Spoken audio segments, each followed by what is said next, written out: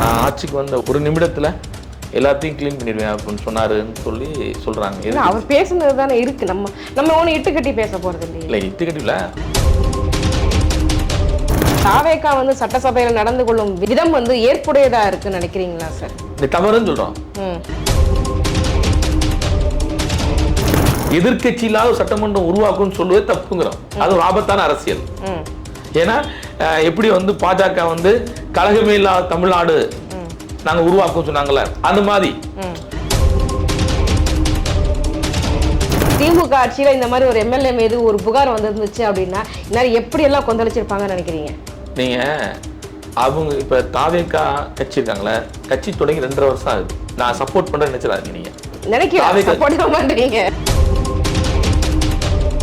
ஏன்னா எங்களுக்கு இவ்வளவு நெருக்கடிகள் இருக்கு. நிர்வாக நெருக்கடி இருக்கு, காவல்துறை நெருக்கடி இருக்கு, ஆதிக்க சாதி நெருக்கடி இருக்கு.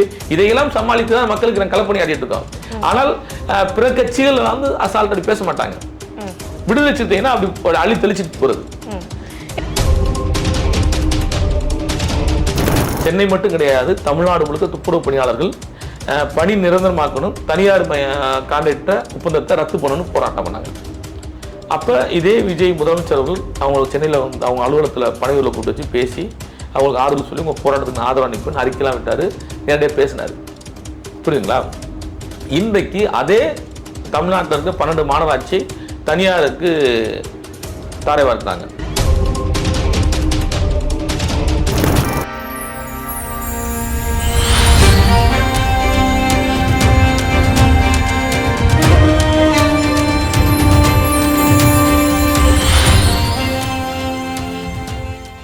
நேயர்களுக்கு வணக்கம். இன்றைய நேர்காணலில் நம்மோடு இணைந்திருக்கிறார் விசிகாவை சேர்ந்த திரு மாலின் அவர்கள். வாருங்கள் பேசுவோம். வணக்கம் சார். வணக்கம். தாவேகா அமைச்சரவையில் வந்து பங்கெடுத்திருக்கிறீங்க. முக்கியமான கேள்வியாக உங்ககிட்ட நான் முன்வைக்கிறது, அவங்க தாவேகா ஆட்சிக்கு வரும்போது என்ன சொன்னாங்க அப்படின்னா, பெண்களுக்கு பாதுகாப்பு இல்லை, சட்டம் ஒழுங்கு சரியில்லை அப்படின்னு சொல்லி தான் அரியணை ஏறி இருக்காங்க. இப்போ தாவேகா ஆட்சியில் பெண்களுக்கான பாதுகாப்பு, சட்டம் ஒழுங்கு பிரச்சனை எல்லாம் எப்படி இருக்குன்னு நினைக்கிறீங்க? விடுதலை சிறுத்தைகள் கட்சி தமிழக வெற்றி கழகத்திற்கு நெருக்கடியான நேரத்தில் ஒரு ஆதரவு கொடுத்தோம். அவர் ஆட்சி வருவதற்கான. பெண்களுக்கு பாதுகாப்பில்லை என்பது வருத்தத்துக்குரிய செய்தி தான். 40 நாள் தான் ஆகுது அவங்க ஆட்சிக்கு வந்து.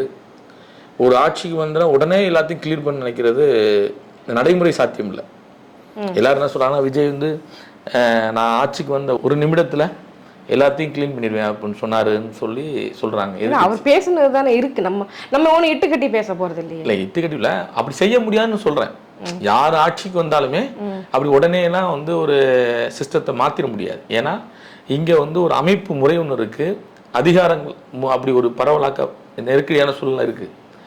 நீங்கள் இன்றைக்கி 40 நாளில் இவ்வளோ பாலியல் பெண்கள் மீது திணிக்கப்பட்டுள்ளது, பாதிக்கப்பட்டிருக்காங்கிறது வருத்தத்துக்குரிய செய்தி தான். அதை புறக்கணிச்சுலாம் போக முடியாது. ஆனால் இதற்கு காரணம் என்ன அப்படின்ட்டு கண்டறியணும். போதை பழக்க வழக்கம், போதை கஞ்சா போன்ற மது போன்ற இது தமிழ்நாட்டுக்குள்ளே இன்றைக்கு பெரு வாரியாக ஊடுருவி கிடக்குது. அப்போ இந்த இதை நம்ம எப்படி அழிக்க போகிறோம்? இது எந்த ஆட்சிக்கு யார் ஆட்சிக்கு வந்தாலுமே இது அழிக்க முடியல. அதுதான் பெரிய கொடுமை. நீங்கள் யார் ஆட்சிக்கு வந்தாலுமே இப்போ நீங்கள் தாவேகா கூட என்ன சொன்னாங்கன்னா, 700 மதுபான கடைகளை நாங்கள் மாற்றி அமைச்சிருக்கோம், அரசு பள்ளிகள்கிட்டையும் மருத்துவமனை கோவில் மாற்றிருக்கோம். நீங்கள் வந்து டாஸ்மாக மூடுங்கிறோம். உற்பத்தி ஆலைகளை மூடணும்ல. உற்பத்தி ஆலைகளை மூடுங்க. நீங்கள் சொல்கிறீங்களா உற்பத்தி யார் பண்ணுறான்னு சொல்கிறீங்களா? திமுக தான் பண்ணுறாங்க. புரியுதுங்களா? உற்பத்தியாளர் யாரு? அப்போ நீங்கள் இந்த அரசு அந்த மதுபான ஆலைகளையும் மது வாங்குறீங்க, மூடுங்க. இதான் விடுதலை சிறுத்தை சொல்கிறோம். அதுக்காக பெரிய மாநாடே மது ஒழிப்பு மாநாடு நடத்தினாங்க. அதனால் வந்துட்டு ஒரு 40 நாளில் உடனே செய்யணும் முடியாத விஷயங்கிறேன். அது கடந்த ஆட்சியில் பண்ணீங்க இல்லையா? திமுக ஆட்சியில் அது பெரிய வெற்றி அடைஞ்சுன்னு நினைக்கிறீங்களா? வெற்றி தான். ஏனென்றால் வெற்றியை தாண்டி ஒரு விழிப்புணர்வு. இப்போ நீங்கள் தான் சொன்னீங்க திமுக அதிமுகவும் தான் வந்துட்டு மது ஆலைகளை வச்சிருக்காங்க. திமுக அந்த மேடையில் வச்சுக்கிட்டே நீங்கள் வந்து மது ஒழிப்பு போராட்டம், மது ஒழிப்பு மாநாடு நடத்துறது எந்த அளவுக்கு நீங்கள் வெற்றி அப்படின்னு நீங்கள் முதல்ல புரிஞ்சுக்கணும். ஒரு கூட்டணி கட்சிக்குள்ள இருந்துகிட்டு அந்த கூட்டணி செய்யற தவறுகள் இருக்குல்ல, அதை கண்டிக்கிறோம்ல, அதை வந்து சுட்டி காட்டுறோம்ல, அதுவே பெரிய ஒரு ஆளுமை. நீங்க அப்படிதான் பார்க்கணும். ஏன்னா பிற அரசியல் கட்சிகள் கூட்டணி கட்சியோடு இருக்கும்போது ஐயோ தப்பா நினச்சிடுவாங்க, நம்ம சொன்னால் சங்கடப்படுவாங்க, அப்படிலாம் கிடையாது. இன்றைக்கும் விடுதலை சிறுத்தைகள் தலைவர் எழுச்சி தமிழர் அவர்கள் தாவேக்காவுடைய முதலமைச்சர் ஜோசப் விஜய் அவர்களை வேண்டுகோளாகவும் சட்டமன்ற மாண்பை பாதுகாக்க வேண்டும் நீங்கள், இது வந்து நல்லதல்ல அப்படின்னு சொல்லி குற்றச்சாட்டை அவர் மீது வச்சிருக்காரு. ஊடகங்கள் நீங்க பார்க்கலாம். ஏன் நேற்று, ஏன்னா நாங்கள் எங்க யாரோட இருந்தாலும் எங்களுடைய சுட்டிக்காட்டு தன்மை இருக்குல்ல, அதை நாங்க வந்து நேரடியாக சுட்டிக்காட்டு. ஆதவர்ஜனாவும் பதில் சொல்லியிருக்கிறாரு. முதல்ல வந்துட்டு திருமாவளவனை வந்துட்டு சட்டசபை நிகழ்ச்சிகளை பார்க்க சொல்லுங்க, எதிர்கட்சிகள் எப்படி எல்லாம் பேசுறாங்கன்னு பார்க்க சொல்லுங்க அப்படின்னு சொல்லியிருக்கிறாரு. இல்ல, எதிர்கட்சி உங்க மேல என்ன வேணாலும் சொல்லலாம். நீங்க எதிர்கட்சிகள் உங்கள் மீது அவதூறு கூட சொல்லலாம், நீங்கள் நிதானமாக இருக்க வேண்டும் தான் நாங்க சொல்றோம். புரியுதா உங்களுக்கு? எதிர்கட்சி ஒண்ணு சொல்றாங்கன்னு சொல்லிட்டு நீங்க ஒண்ணு சொல்லக்கூடாது. ஏன்னா உங்களோட அதிகாரம் இருக்கு. இந்த மக்கள் உங்களை நம்பி இருக்காங்க. இந்த மக்கள் உங்களை நம்பி வாக்கு செலுத்திய மக்களுக்கு நீங்க என்ன சொல்ல போறீங்க? அதனால நீங்க தான் நிதானமா இருக்கணும். எதிர்கட்சி கிட்ட அதிகாரம் கிடையாது. அவங்க போறப்ப அவதூறு கூட சொல்லலாம், பொய் பிரச்சாரம் கூட பண்ணலாம். நீங்க தான் நிதானமா பதில் சொல்லணும். ஏன்னா உங்களுக்கு அதிகாரம் இருக்கு. அப்படின்னா அதான முக்கியம். உண்மையிலேயே வந்துட்டு தாவேக்கா வந்து சட்டசபையில் நடந்து கொள்ளும் விதம் வந்து ஏற்புடையதா இருக்குன்னு நினைக்கிறீங்களா சார்? இந்த தவறுன்னு சொல்றோம். அதை சுட்டி காட்டியிருக்கோம்ல. என்னன்னா சட்டமன்ற மாண்பு இது நாளைக்கும் தமிழ்நாடு சட்டமன்றம் வந்து ஒரு வரலாற்று சிறப்புமிக்க சட்டமன்றம் தமிழ்நாட்டு அரசியல்ல. ஏன்னா தமிழக சட்டமன்றம் வந்து இந்தியாவுக்கே வழிகாட்டி இருக்கு. பல்வேறு தீர்மானங்களை சட்டமன்றம் உருவாக்கி இருக்கு. இந்தியா வழிகாட்டின சட்டமன்றம் தமிழக சட்டமன்றம். ஈழ விடுதலைக்காக நெருக்கடியான நேரங்களில் பல்வேறு தீர்மானங்களை போட்டிருக்கு. 7 விடுதலை ஒரு முக்கியமான ஒரு அரசியல் மாற்றத்தை உருவாக்கி இருக்கு. புரியுதுங்களா? அப்படிப்பட்ட ஒரு சட்டமன்றத்தில் நாம என்ன பேசணும் இருக்குல்ல, அதெல்லாம் குறைச்சிக்கணும். நம்மளை ஆத்திரம் மூட்டுவாங்க, நம்மளை கோபம் மூட்டுவாங்க, எதிர்கட்சிகள் நம்மளை தூண்டி விடுவாங்க. நாம அதை ஆட்பற்றக்கூடாது. ஏன்னா வந்து எதிர்கட்சிகளே இல்லாத மாதிரி ஒரு சட்டசபையை நாங்க உருவாக்குவோம் அப்படின்னு சொல்லிட்டு அமைச்சர் எல்லாம் பேசி, அதுவே தப்பு. எதிர்கட்சி இல்லாத சட்டமன்றம் உருவாக்கும் சொல்லுவே தப்புங்கிறோம். அது ஒரு ஆபத்தான அரசியல். ஏன்னா எப்படி வந்து பாஜக வந்து கழகமே இல்லாத தமிழ்நாடு நாங்க உருவாக்கும் சொன்னாங்கல்ல, அந்த மாதிரி எதிர்கட்சி இருக்கணும். எதிர்கட்சியும் கட்சி இருந்தாதான் குறைகளையோ நிறைகளையோ சுட்டி காட்டுவாங்க. அப்பதான் நம்ம சரியா சட்டமன்றத்தை வழி நடத்த முடியும், தமிழ் அரசியலை வழி நடத்த முடியும், தமிழ்நாட்டை பாதுகாக்க முடியும். அப்படி எதிர்கட்சியே இல்லைன்னா அது வேற ஒரு சதுரமா மாறிடும். தப்பானது, அப்படி பேசக்கூடாது. நான் வந்து முதல்ல கேட்ட கேள்வி என்ன அப்படின்னா, பெண்களுக்கான பாதுகாப்பு எப்படி இருக்கு அப்படின்றத பத்தி கேட்டிருந்தேன். ஏன்னா வந்துட்டு பாத்தீங்க அப்படின்னா, இந்த தாவேக்கா வந்துட்டு ஆட்சி பொறுப்பேற்கிறதுக்கு முன்னாடி விஜய் அவர்கள் பேசியிருந்தார். நான் வந்து ஆட்சிக்கு வந்த மறு நிமிஷமே வந்துட்டு சட்டங்கள் வந்து கடுமையாக்கப்படும், பெண்களுக்கான பாதுகாப்பு உறுதி செய்யப்படும். இன்னைக்கு அவர் கட்சியிலேயே பாத்தீங்க அப்படின்னா நிறைய விஷயங்கள் நடந்துகிட்டு தான் இருக்குது. ஒரு எம்எல்ஏ வந்துட்டு கிட்டத்தட்ட பொள்ளாச்சி சம்பவம் மாதிரி ஒரு விஷயத்த வந்து பண்ணியிருக்கிறார். அந்த கட்சிக்குள்ளாரே பெண்களுக்கு வந்து பாதுகாப்பு கிடையாது. ஆனா நீங்க மத்தது கூட விடுங்க, சொசைட்டியில் நடக்கிறது கூட வந்துட்டு கொஞ்சம் காலதாமதமாகும். நீங்க சொன்ன மாதிரி அதிகாரம் இருக்குது, உடனே செய்ய முடியாது. கட்சிக்குள்ளார நடக்கிற இந்த மாதிரி விஷயங்களுக்கு விஜய் அவர்களோட நடவடிக்கை என்னவாக இருக்கு?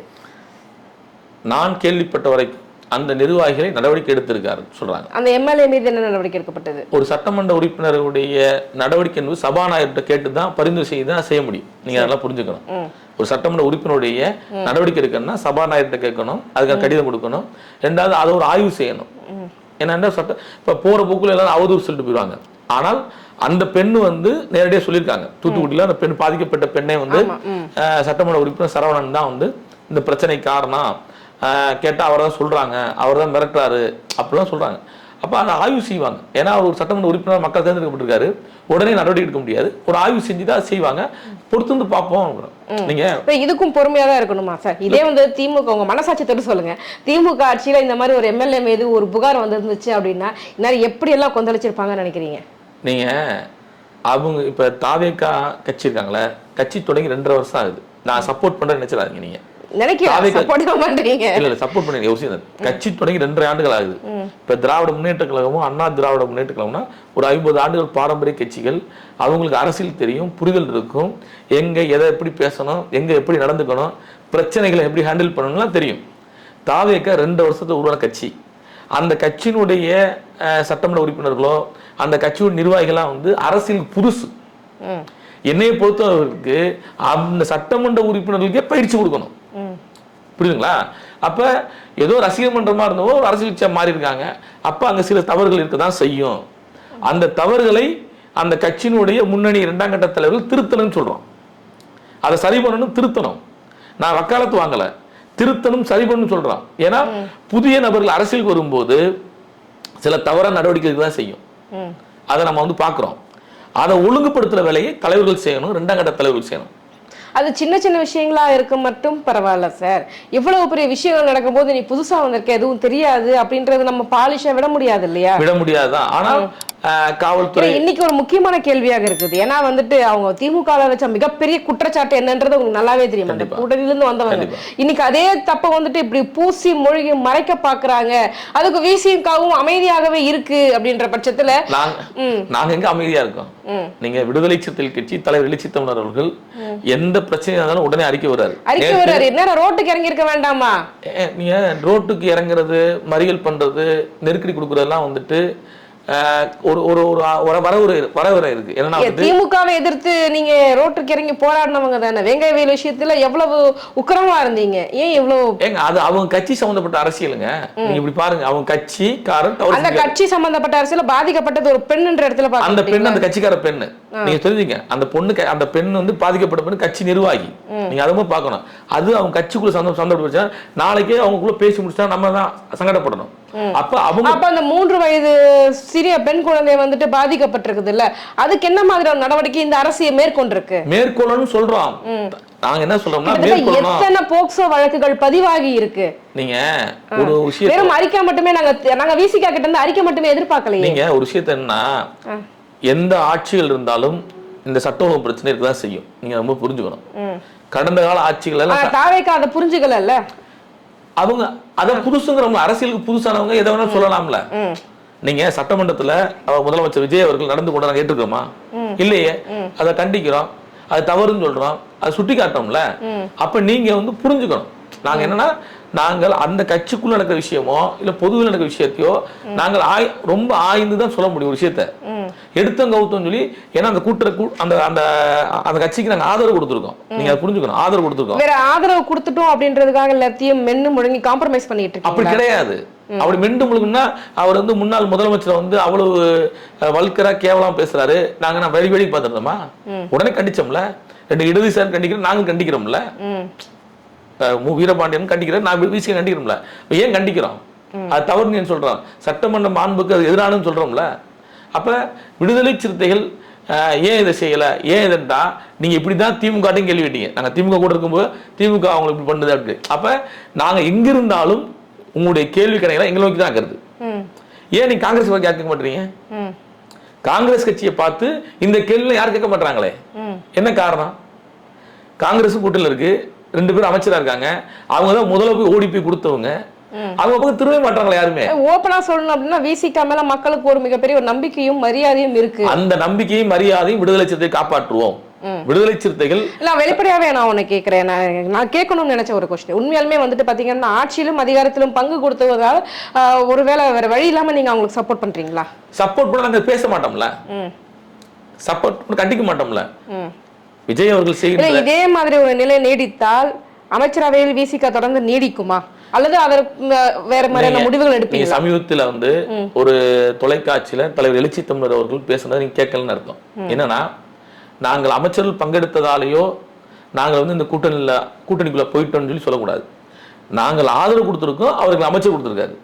நாளைக்கே நாங்கள் நினைச்சாலும் அமைச்சர் டிசைன் பண்ணுவோம், நாங்கள் வெளியே வந்து போராடுவோம் அப்படின்னு தலைவர் ஒரு தொலைக்காட்சியில் நேற்று சொல்லியிருக்கேன். விடுதலை சிறுத்தை கட்சி என்பது அடுத்த தலைமுறையை அதிகாரமிக்க சமூகமாகவும் அரசியல்படுத்துகின்ற இயக்கம். நீங்க அதை புரிஞ்சுக்கணும். ஏதோ வந்து கமர்சியல் கட்சிகள் இருக்குல்ல, அந்த மாதிரி நாங்கள் கிடையாது. நாங்கள் இந்த சமூகத்தை ஒரு அரசியல்படுத்துகின்றோம். அடுத்த தலைமுறையை கல்வியிலும் பொருளாதாரத்திலும் மேம்படுத்த நாங்கள் போராடிக்கிட்டு இருக்கோம். ஏன்னா இன்றைக்கும் ஒரு சமூகம் வந்து குப்பளிக்கிட்டு இருக்கான். இன்றைக்கு பட்டியலினத்தில் இருக்கின்ற இளைஞர்கள் வந்து கல்வி இல்லாமல் மறுக்கப்பட்டு இந்த கிராமப்புறத்துல ஒரு பட்டாதாரியா கூட வர முடியல. முதல் தலைமுறை பட்டாதாரி எங்கேயும் கிடையாது, கண்டுபிடிக்க முடியல. அப்படி கிடக்குது கிராமங்கள். அப்ப அதை மேம்படுத்துறதுக்காக நாங்கள் போராடிக்கிட்டு இருக்கோம். புரியுதுங்களா? அப்ப இதுக்குள்ள இருக்க சிக்கல், சாதிய பிரச்சனைகள், வன்கொடுமைகள், இதை நாங்கள் எதிர்கொண்டுட்டு தான் இருக்கோம். அப்ப எங்க முன்னாடி திணிக்கப்படுகின்ற பல்வேறு நெருக்கடிகளை நாங்கள் சமாளிக்கிறோம். நீங்க பிற அரசியல் கட்சிகள்லாம் பார்த்தீங்கன்னா ஒரு நெருக்கடி தான் இருக்கும். அண்ணா திமுகவுக்கு திமுக நெருக்கடி, திமுகவுக்கு தாவேக நெருக்கடி, தாவேகாவுக்கு பாஜக நெருக்கடி, காங்கிரஸுக்கு பாஜக நெருக்கடி, பாஜக காங்கிரஸ் இப்படிதான் இருக்க முடிய விடுதலை சிறுத்தைகளுக்கு தான் பல்வேறு நெருக்கடிகள். அரசு நிர்வாகம் எங்களுக்கு எதிராக இருக்கு, சாதிய வாதிகள் எதிராக இருக்காங்க, மதவாத சக்திகள் எதிராக இருக்காங்க. நாங்க கிராமப்புறங்கள்ல ஒரு அரசியலா பேசினா கூட அது எங்கள் மீது வன்மம் வச்சு எங்களை அடிக்கிறது, எங்களை உதைக்குவது, எங்களை கொடிமரத்தை ஏற்ற விடாமல் தடுப்பது, இப்படி தினந்தோறும் நடந்துகிட்டு இருக்கு. சாதி வன்கொடுமை நடக்குது. இன்றைக்கும் மதுரையில ஒரு பட்டியலின இளைஞர் வெட்டி படுகொலை செய்யப்பட்டிருக்கான். அதுக்காண்டி ஆர்ப்பாட்டம் நடத்திட்டு இருக்கோம், போராடிக்கிட்டு இருக்கோம். புரியுதுங்களா? அப்ப விடுதலை சிறுத்தை இயக்கம் இந்த மக்களுடைய அன்றாட பிரச்சனைகள் சமாளிப்பது கஷ்டம், ஆனா களத்தில் நிற்கிறோம். நாங்க பிற அரசியல் கட்சி மாதிரி வேடிக்கை பார்க்கல. புரியுதுங்களா? ஏன்னா நீங்க அதான் பிற கட்சி நடத்துவதற்கும் விடுதலை சிறுத்தை கட்சி நடத்துவதற்கும் வித்தியாசம் இருக்கு. நாங்கள் இந்த சமூகத்திற்கு ஒரு பாதுகாப்பு அரணாகவும் அடுத்த தலைமுறைக்கான ஒரு அரசியல் படுத்துகின்ற இயக்கமா இருக்கும். புரிஞ்சுங்களா? ஒரு விடுதலைக்கான இயக்கம். நீங்க எங்களை நீங்க அரசியல் கட்சியே பார்க்க கூடாது. விடுதலை சிறுத்தைகள் ஒரு விடுதலைக்கான இயக்கமா நிக்கிறோம். நீங்க வெறும் நோட்டுக்காண்டி சீட்டுக்காண்டி அமைச்சர்ல பங்கெடுத்தனால அவங்க வாய் மூடி மௌனியா இருப்பாங்க, அதெல்லாம் கிடையாது. தலைவர் எழுச்சி தமிழர் அவர்கள் இந்த இயக்கத்தை தொடங்கும் போது ஒரு அரசு ஊழியர். புரியுதுங்களா? அன்றாட காட்சிகளுக்கு உழைப்பாளிகள் பிறந்த ஒரு தலைவர், ஒரு மகன், அவ்வளவுதான். மக்கள் பிரச்சனை போராடுவார், களத்தில் நிற்பார். ஆனால் இன்றைக்கு 35 ஆண்டு காலத்துல தமிழ்நாட்டு அரசியல் களத்துல இப்படி ஒரு தலைவர் நீங்க பார்க்க முடியாது. ஏன்னா இன்றைக்கும் அவர் என்ன சொல்றதுன்னா ஒரு எளிய தலைவராக தான் வாழ்ந்துட்டு இருக்காரு. 24 மணி நேரத்துல 20 மணி நேரம் மக்களை சிந்திக்கிற தலைவர் தமிழ்நாட்டில். அப்படி தலைவர் பார்க்க முடியாது. 9 மணிக்கு மேல போய் தூங்கிடுவாங்க புற தலைவர்களும். 8 மணிக்கு வீட்டு விட்டு வர மாட்டாங்க தலைவர்கள்லாம். 6 மணிக்கே சில பேர் அப்படிதான் இருக்காங்க. 6 மணிக்கு மேல இந்த வேலையும் பார்க்க மாட்டாங்க. 6 மணிக்கு மேல போன் கூட அட்டன் பண்ண மாட்டாங்க தலைவர்கள். ஆனா இன்னைக்கும் இரவு நேரங்களில் மக்களை சந்திப்பது, இரவு நேரங்களில் மக்களுடைய பிரச்சனையை கேட்பது, தொலைபேசியில் தொடர்பு கொண்டு அந்தந்த மாவட்டம் இருக்கிற மக்களுடைய நெருக்கடிகளை புரிந்து அதற்கான தீர்வு சொல்வது, இன்றைக்கும் எழுச்சி தமிழர் அப்படி இருக்காரு. அப்ப நீங்க எங்க மேல ஒரு குற்றச்சாட்டு சொல்லும் போது எங்களுடைய சூழலை தெரிந்து இங்க பேசணும். ஏன்னா எங்களுக்கு இவ்வளவு நெருக்கடிகள் இருக்கு. நிர்வாக நெருக்கடி இருக்கு, காவல்துறை நெருக்கடி இருக்கு, ஆதிக்க சாதி நெருக்கடி இருக்கு. இதையெல்லாம் சமாளித்து தான் மக்களுக்கு நாங்கள் களப்பணி ஆடிட்டு இருக்கோம். ஆனால் பிற கட்சிகள் அசால்ட் அடி பேச மாட்டாங்க. விடுதலை சிறுத்தைனா அப்படி அள்ளி தெளிச்சுட்டு போறது. ஏன்னா மக்களுக்காக நீங்களே சொல்லியிருக்கீங்க, நெருக்கடிகள் அதிகமாக இருந்தாலும் மக்களுக்காக நாங்க நிக்கிறோம் அப்படின்னு. மக்களுக்காக நிக்கிறவங்க கிட்ட தான் மக்கள் உரிமையை கேட்க முடியும், மக்கள் உரிமையை எதிர்பார்க்க முடியும். நீங்க எதிர்பார்க்க சரிதான், ஆனா இங்க அவதூறு சொல்லக்கூடாதுல்ல. நீங்க கூட்டணியில் இருக்கனால அமைதியா இருக்கீங்களா, அந்த கேள்வி தப்புங்கிறேன். கூட்டணி இருந்தாலும் விடுதலை சிறுத்தைகள் இந்த மக்களுக்காக, சமூகத்திற்காக, தமிழ் சமூகத்துக்காக களத்தில் நிற்போம். இந்த கூட்டணியே எங்களுக்கு வேணாம்னு சொல்லுவோம். ஏன்னா எங்களுடைய நோக்கம் அடுத்த தலைமுறை அரசியல் படுத்த நோக்கம் தான், அமைப்பாக்குற நோக்கம் தான், அதிகாரம் இலக்கு. ஆனா அதற்காக நாங்க யார்கிட்ட மண்டிட்டுல நிக்க முடியாதுல்ல. புரியுதுங்களா? அப்ப எங்களுடைய அரசியல் பயணம் ரொம்ப வெகு தூரத்துல இருக்கு சார். அதே மாதிரி பாத்தீங்க அப்படின்னா இப்ப சமீபத்துல தங்க மோதிரம் திட்டம், பிறக்கும் குழந்தைகளுக்கு தங்க மோதிரம் அணிவிப்பதாக விஜய் அவர்கள் சொல்லியிருக்காங்க. இதை மறுபரிசீலனை பண்ணணும் அப்படின்னு சொல்லிட்டு விசிக தலைவர் திருமாவளவன் சொல்லியிருக்கிறாரு. உண்மையிலே பாத்தீங்க அப்படின்னா எனக்கு இதுல ஒரு பெரிய முரண்பாடாக முதல்ல பார்க்கப்படுவது, முதல்ல இந்த கொஸ்டின் பதில் சொல்லுங்க, ஏன் மறுபரிசீலனை பண்ணணும் ஏன் சொல்றாங்க? அதுல தெளிவா என்ன சொல்லியிருப்பாருன்னா, தங்க மோதிரம் தாய்மாமன் திட்டங்கிற பேர்ல நீங்க கொடுக்கறதுனால அந்த மருத்துவமனையில் இருக்கிற ஒரு குழந்தைக்கோ 2 குழந்தைக்கோ இல்லை 10 குழந்தை கொடுக்குறீங்க. ஆனால் இதுவே நீங்கள் அந்த மருத்துவமனையை உயர்தர மருத்துவமனையாக, தனியார் மருத்துவமனைக்கு ஈக்குவலா தரமா ஒரு மருத்துவமனையா அரசு மருத்துவமனையை நீங்க உருவாக்கலாம். ஏன்னா 700 கோடிக்கு மேல நீங்க ஒரு திட்டத்தை அறிவிச்சு செய்யறது. பல்வேறு கிராமப்புறங்கள்ல இந்த நவீன வசதி இல்லாம எத்தனையோ பிரசவத்தை துடிக்கிற தாய்மார்கள் இறந்து போயிடுறாங்க. எவ்வளவோ பேர் தனியார் மருத்துவமனைக்கு போய் அங்கேயும் குழந்தை இறந்து போய் அங்கேயும் மருத்துவ வசதி இல்லாம தாயும் செய்யும் இறந்து விடுறாங்க. ஆகிய இந்த திட்டத்தை நீங்க மறுபரிசீலனை செய்யுங்க அப்படின்ற ஒரு வேண்டுகோளை தாவேக்காவுடைய அரசுக்கு தலைவர் எழுச்சி தமிழ் வச்சிருக்காரு. இது சிறப்பான ஒரு ஆலோசனை தான். ஏன்னா நீங்க மோதிரம் போடுறதால பெருசா மாற்றம் வரப்போறது கிடையாது. ஆனால் அதே அரசு மருத்துவமனையை தேர்தல் அறிக்கை தானே அப்படிதானே சொல்லிருக்காங்க, மோதிரம் போடுவோம் தாய்மாமன் சொல்லிருக்காங்க இல்லையா? எல்லா கட்சியுமே இங்க இலவசம் தான் கொடுக்குறாங்க. நீங்க தாய்மாமன் திட்டம் சொல்றீங்க, அவங்க வேற ஒரு திட்டத்தை கொடுக்குறாங்க. இப்படி அரசியல் கட்சிகள் ஆளுங்கட்சிகள் வரும்போது பல்வேறு திட்டங்களை கொடுத்து மக்களை கவர் பண்ணுவது இயல்பு, அதை மறுக்கலாங்க. நாங்க என்ன சொல்றோம்னா, நீங்க அரசு மருத்துவமனையை தனியார் மருத்துவமனைக்கு ஈக்குவலா தரமா ஒரு மருத்துவமனை உங்களால் உருவாக்க முடியும். இந்த இத்தனை கோடி நீங்க செலவு பண்றீங்கல்ல, அந்த கோடி அதுக்கு செலவு பண்ணுங்க சொல்றோம். நல்ல ஸ்கேன் கொண்டு வரலாம், மக்கள் இன்னும் பயன்பெறுவாங்க. இன்னும் கிராமப்புறங்களில் வந்து எத்தனையோ தாய்மார்கள் இந்த மாதிரி பிரசவ நேரத்தில் நம்ம பார்த்துருக்கோம், இறந்து போயிடுறாங்க. மலைவாழ் பகுதிகளில், மலை கிராமங்களில் மருத்துவ வசதி இல்லாமல் எவ்வளோ பேர் இறந்து போயிடுறாங்க. நம்ம கண்ணுக்கு தெரியாமல் நடக்கிற விஷயத்தை தான் தலைவர் எழுச்சி தமிழர் அவர்கள் மிகுந்த தெளிவோடு ஒரு அறிக்கையை வெளியிட்டிருக்காரு, ஒரு வேண்டுகோளா வச்சிருக்காரு, மறுபரிசீலனை செய்கின்னு இருக்காங்க. ஓகே, அதில் இன்னொரு விஷயமும் நீங்க பார்க்கணும் சார். ஏன்னா அவர் திட்டத்தை அனௌன்ஸ் பண்ணும்போது பார்த்தீங்க அப்படின்னா பிறக்கும் எல்லா குழந்தைகளுக்கும் போடப்படும் அப்படின்னு சொல்லியிருந்தார். ஆனா இப்போ பார்த்தீங்க அப்படின்னா வந்து கவர்மெண்ட் ஹாஸ்பிட்டலில் பிறக்கிற குழந்தைகளுக்கு மட்டும்தான் அப்படின்னு சொல்லியிருக்காரு. ஆட்சிக்கு வர்றதுக்கு முன்னாடி ஒரு பேச்சு, ஆட்சிக்கு வந்த பிறகு ஒரு பேச்சுன்றது மாதிரி இருக்குல்ல, மிகப்பெரிய முரணா தெரியலையா உங்களுக்கு? இல்லை, முரண்லாம் அப்படி இல்லை. நீங்கள் எப்படின்னா வந்துட்டு அவங்க முன்னாடியே என்ன சொன்னாங்கன்னா, நாங்கள் இந்த பிறந்த குழந்தைக்கு போடுவோம்னு சொல்கிறாங்களே, எந்த இடத்துல பிறந்த குழந்தைன்னு சொல்லியிருக்கணும். புரியுதுங்களா? அதில் முரண்படல. அரசு மருத்துவமனைக்கு ஏன்னு சொல்கிறாங்கன்னா, எல்லாரும் அரசு மருத்துவமனை தேடி போங்க அப்படி சொல்லிருக்கீங்க. ஆனா சுகாதாரத்துறை அமைச்சர் வந்து ஒரு 800 ஹாஸ்பிட்டலுக்கு வந்துட்டு லைசன்ஸ் கொடுத்துருக்காங்க. அதுக்கு என்ன சொல்ல போறீங்க? எனக்கு ஒரு விஷயம்னா, நீங்க அரசு வந்து நம்ம அதை தான் வேணாங்கிறோம். தனியார் மருத்துவமனை ஊக்குவிக்காதுன்னு சொல்றது விடுதலை சிறுத்தைகளுடைய நிலைப்பாடே. தனியார் பள்ளிகளையும் தனியார் அரசு மருத்துவமனையும் ஊக்குவிக்காதீங்கன்னு நாங்க சொல்றோம்ல. நாங்க தொடர்ந்து சொல்லிட்டு தான் இருக்கோம். ஏனென்றால் இன்றைக்கு கல்வியும் சுகாதாரமும் மருத்துவம் தான் மக்களுக்கு தேவை. அப்ப இந்த இரண்டையும் தனியார் மயமாக்குனீங்கன்னா அது வியாபாரம் ஆகி போயிடும். அப்ப சாமானிய உழைக்கின்ற மக்கள், விளிம்புநிலை மக்கள் அதை நுகர முடியாது. ஆகையா இதெல்லாம் அரசு உடைமையாக்குன்னு சொல்லி பல்வேறு போராட்டங்களை விடுதலை சிறுத்தை எடுத்திருக்கோம். புரியுதுங்களா? அதனால அந்த கோரிக்கையை வந்து வைக்கிறோம், அதை அரசு கவனத்துக்கு கொண்டு போகட்டும். புரியுங்களா? பரிசீலனை பண்ணட்டும். அவங்க மோதிரம் போடட்டும். நாங்க சொல்ற ஒரு ஆலோசனை எடுத்துக்கிட்டோம் அவங்க. ஏன்னா பாத்தீங்க அப்படின்னா பயிர்க்கடன் தள்ளுபடிக்கும் அது வந்து அதே மாதிரி தான்.